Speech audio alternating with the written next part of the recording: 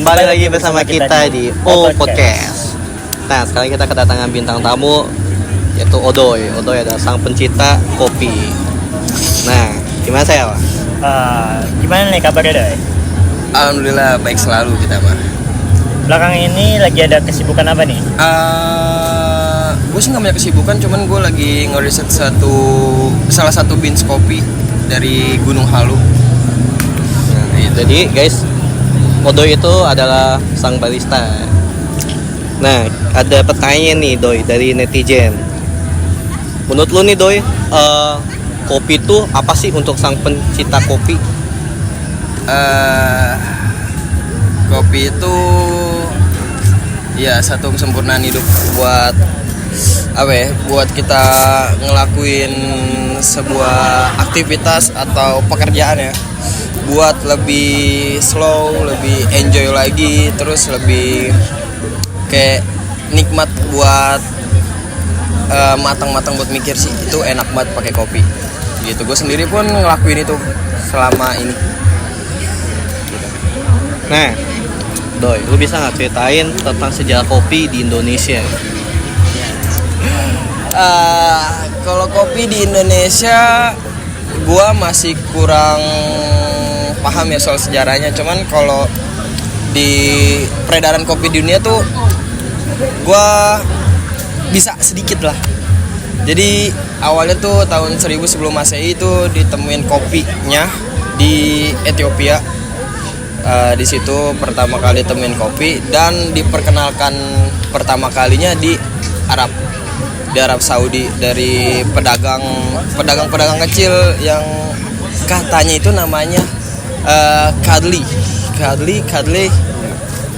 Nah, di situ mulai dikenalin lah biji kopi ini untuk apa, terus proses untuk apa, terus berlanjut di tahun 1600 itu ada di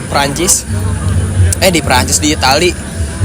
Di situ kopi dikenal sebagai pengganti bir, karena kayak yang kita tahu kalau misalnya jalan-jalan dulu kan lebih banyak kayak fashion cowboy gitu kan, yang kalau misalnya ke warung tuh buat ngebir. Nah, datang kopi untuk mengganti bir karena lebih banyak khasiatnya dan daripada bir itu.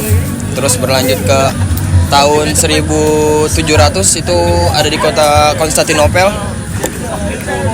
Di situ pertama kali kopi diracik juga di negara itu, dan pertama kali juga satu kedai kopi dibuka gitu.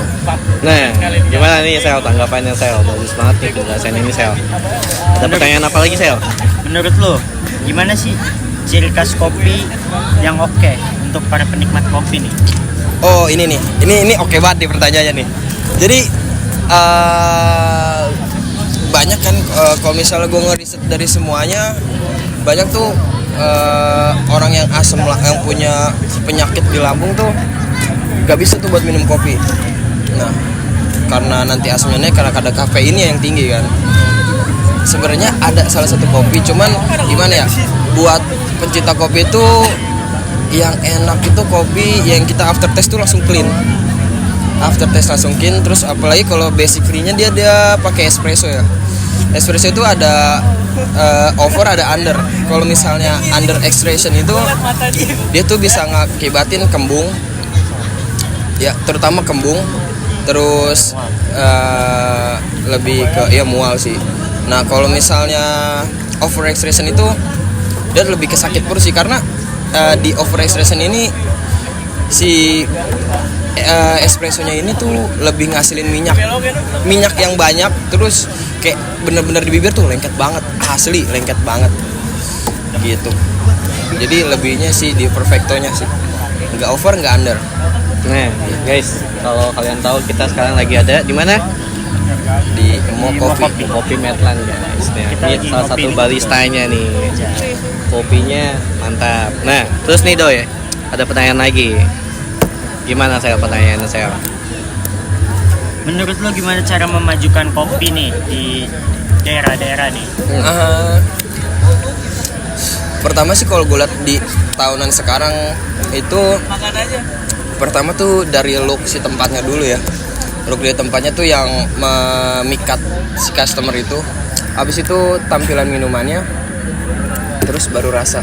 Tapi better abis look itu baru rasa, karena banyak yang gue jumpain tuh kedai-kedai kopi kayak look dia kayak ngejual tempat doang, branded doang, terus rasanya tuh template sama aja. Ada yang hambar, terus rasio dari esnya juga beda, jadi kita nggak bisa minum lama. Contoh kayak misalnya nih es nih kan kita minum. Nah, kalau misalnya makin lama tuh makin hambar, jadi kita nggak bisa minum santai, terus jadi harus buru-buru buat ngerasain si rasa standarnya itu, rasa oke-nya. Itu lebih diperhatiin lagi, gitu sih. Nah, menurut lo Doy, dari setiap daerah kopi mana yang paling lu suka? Gua sih, apa ya? Gua Gayo di Aceh, terus Kintamani juga oke dari Bali, terus Dampit dari Malang, sama apa ya, gue lupa itu ada satu itu dari luar sih. Oh iya, Geisha. Tapi top Geisha sih. Lu harus nyobain Geisha. Karena di Geisha ini, biji kopi ini nih, lu bakal bingung ini kopi apa teh. Asli bingung, lu bakal bingung. Soalnya apa ya? Rasa si Geisha ini kalau misalnya treatmentnya bagus, terus cara kita apa ya? Ngeprosesingnya buat jadi minuman tuh oke, dia tuh bakal nemuin rasa yang beda. Jadi dia tuh rasanya tuh hambar, cuman kopinya tuh cuman di aroma. Jadi lu kayak minum teh. Jadi kalau gue udah pernah tes ke teman gue yang punya penyakit lambung ya, nggak bisa minum kopi, dan dia minum kopi itu oke aja. Nah, sekeren itu. Jadi guys, setiap daerah itu ada ciri khas kopinya masing-masing. Setiap daerah punya biji kopi yang khas gitu. Nah, menurut lu Doy, kalau kopi itu kan sebuah hal wajib nih untuk kalau yang mau begadang, untuk yang mau tidurnya lebih malam. Nah, lu setuju nggak sih kalau kopi itu dianggap sesuatu yang bikin seseorang tuh nggak ngantuk? Nah, lu setuju nggak dengan statement itu? Oh, kagak sih, kagak. Soalnya gue udah sering nyoba kan. Gue hampir setiap hari itu gue sehari bisa habis 5 gelas kopi. Itu gue nggak pernah ngerasa gue kuat melek, kagak. Tetap ngantuk. Iya, walaupun dia tuh ada kayak ya namanya manfaat buat ngilangin capek lah, yang kelelahan tuh bisa hilang.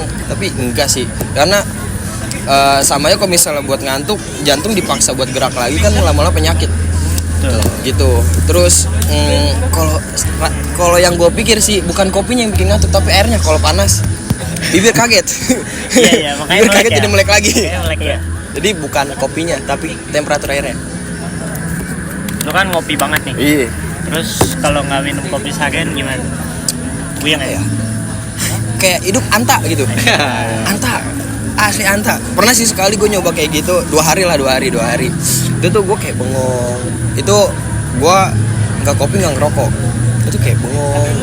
Gue edik banget nih sama ini, ngeri banget ya kan? Kayak orang-orang makin narkoba, gue ngeri banget. Padahal kan ini kopi sama rokok. Aku ini begitu gue. Cuman gue coba lagi, anjir nih gue bisa masuk lagi nih gue nih. Gitu lebih ya. Jadi sekian dari podcast kita tentang kopi. Kita juga udah bicara langsung dengan narasumber yang dia tuh emang bekerja di bidang barista. Jadi buat kalian pecinta kopi, cari kopi yang benar-benar tuh sesuai dengan selera kalian. Kopi itu bukan cuma untuk orang ngantuk, tapi kopi itu adalah sebuah rasa. Bisa nih gue gini nih.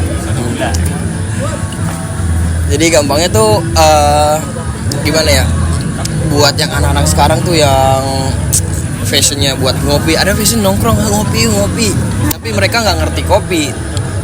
Seharusnya lu lebih ngertiin lagi, karena banyak hal yang unik banget kalau misalnya lu kulik soal kopi, apalagi rasanya. Jadi lu bisa tahu nggak sembarang kafe itu, nggak sebagus kafe itu bisa nyiptain rasa kopi yang enak gitu. Banyak nih tempat-tempat kopi di Jakarta. Menurut lo kopi apa yang enak? Tempat kopinya. Tempat kopi yang di mana yang enak nih? Gua sih nyobain ada di Kampung Galeri. Itu oke lah di situ. Cuman gua nggak tahu nama kedainya apa, gua lupa. Pokoknya di Kampung Galeri ada. Nah, terus ada lagi di Filosofi Kopi.